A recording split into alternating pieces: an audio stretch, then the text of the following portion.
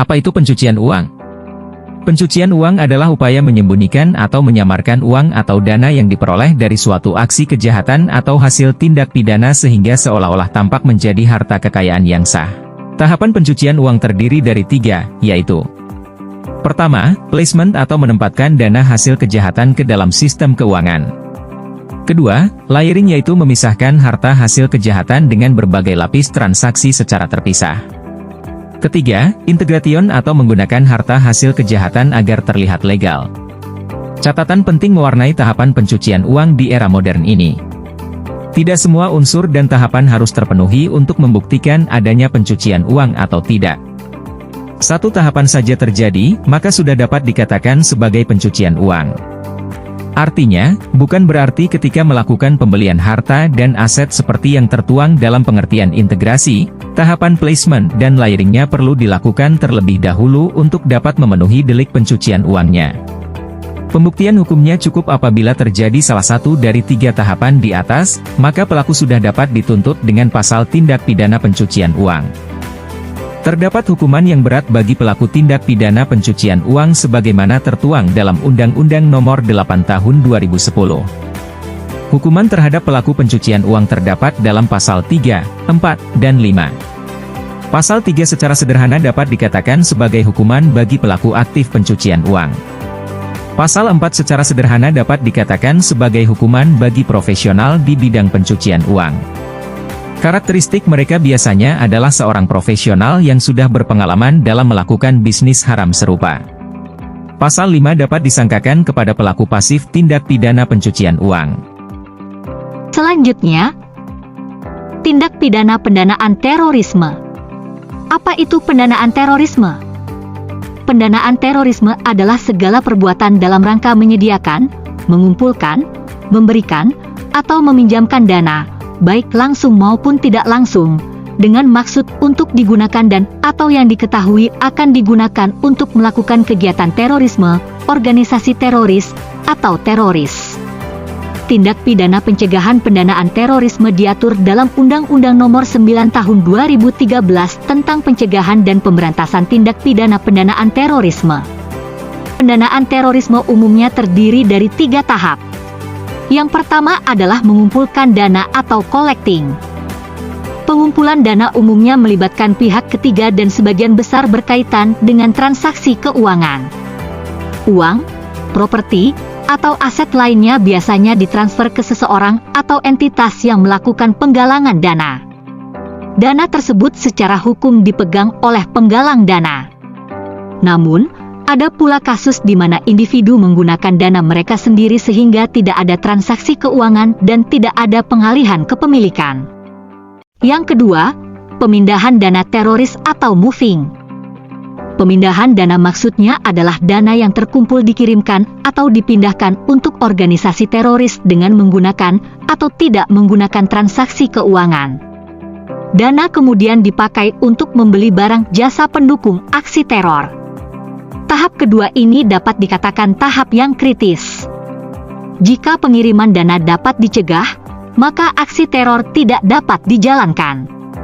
Lalu yang terakhir adalah penggunaan dana teror atau using. Tahap penggunaan dana adalah tahap di mana organisasi teroris telah memiliki sumber daya yang dibutuhkan untuk melakukan tindakan terorisme tersebut. Artinya 2 tahap sebelumnya tidak berhasil diputus mata rantainya. Nah, apa sih perbedaan TPPU dengan TPPT?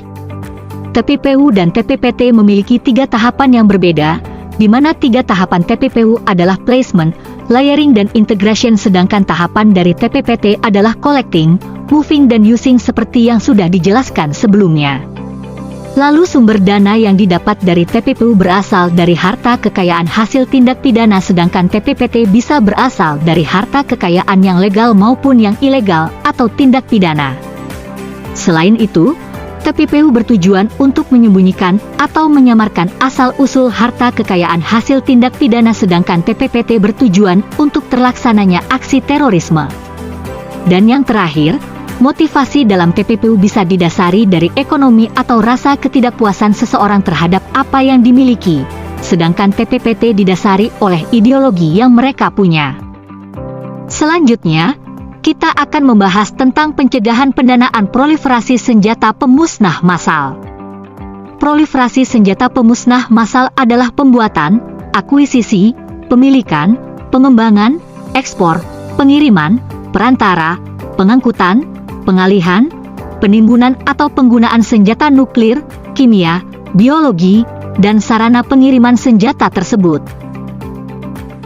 Pendanaan proliferasi senjata pemusnah massal adalah tindakan pengumpulan, penyediaan, dan pemindahan dana, aset, atau jasa keuangan yang digunakan, seluruhnya atau sebagian, untuk pembelian, maupun proses pembelian, senjata pemusnah massal. Resolusi Dewan Keamanan PBB 1540 diadopsi pada tahun 2004. Resolusi ini mengharuskan semua negara untuk mengadopsi langkah-langkah hukum dan pengendalian domestik, guna mencegah penyebaran senjata pemusnah massal, serta sarana pengirimannya ke aktor non-negara.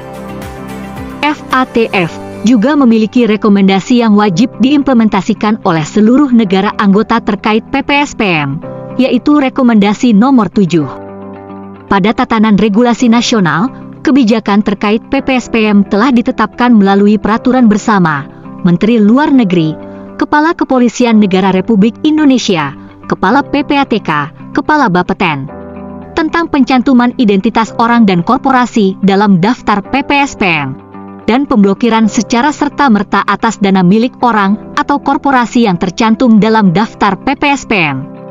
Meskipun di Indonesia belum ditemukan secara langsung adanya ancaman PPSPM, namun sebagai bagian dari rezim internasional, Indonesia turut berperan aktif dalam menjaga ketertiban dunia, salah satunya yaitu mendukung penanggulangan terorisme yang berkaitan dengan penggunaan senjata pemusnah massal. Namun, potensi ancaman PPSPM di Indonesia tetap ada. Hal tersebut bisa berasal dari adanya transaksi perdagangan yang dilakukan dengan negara-negara yang termasuk ke dalam resolusi DKPBB, dan penyalahgunaan rekening warga negara asing yang berasal dari negara yang berisiko tinggi berdasarkan resolusi DKPBB, dan sudah tidak tinggal atau bekerja di Indonesia. Selanjutnya, mari kita bahas rezim APU PPT dan PPPSM. Apakah kamu sudah tahu apa itu rezim APU PPT dan PPSPM? Yuk, aku kasih tahu lebih lanjut. Rezim APU PPT adalah serangkaian aturan dan proses pemberantasan untuk mencegah dan memberantas tindak pidana pencucian uang dan pendanaan terorisme, yang melibatkan seluruh pemangku kepentingan termasuk masyarakat. Rezim APU PPT internasional dirumuskan oleh FATF atau Financial Action Task Force, yang memiliki tugas menetapkan standar internasional dan mendorong implementasi APU PPT. Dengan berbagai fungsinya, Komite Nasional Pencegahan dan Pemberantasan TPPU atau Komite TPPU merupakan badan koordinasi nasional yang bertugas untuk melakukan koordinasi nasional dalam pengambilan kebijakan pencegahan dan pemberantasan TPPU dan TPPT, serta bertanggung jawab langsung kepada Presiden Republik Indonesia. Komite TPPU diketuai oleh Menko Polhukam dengan Wakil Ketua Menko Bidang Perekonomian dan PPATK sebagai Sekretaris Komite. Anggota Komite TPPU diantaranya yaitu Kementerian Luar Negeri, Kementerian Dalam Negeri, Kementerian Keuangan, Kementerian Hukum dan HAM, Kementerian Perdagangan, Otoritas Jasa Keuangan, Bank Indonesia, Kejaksaan Agung, Kepolisian Republik Indonesia, Badan Intelijen Negara, Badan Nasional Penanggulangan Terorisme, Badan Narkotika Nasional serta Kementerian Koperasi dan Usaha Kecil Menengah. Sementara Kementerian Lingkungan Hidup dan Kehutanan serta Kementerian Kelautan dan Perikanan juga akan bergabung dalam Komite TPPU.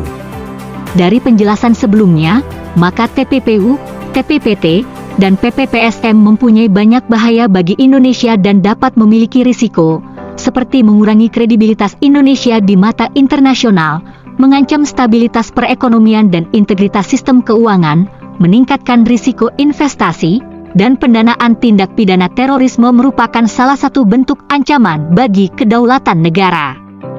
Maka, pentingnya bagi kita semua untuk sadar bahwa apabila tidak dicegah dan berantas hal ini akan semakin merugikan masyarakat Indonesia.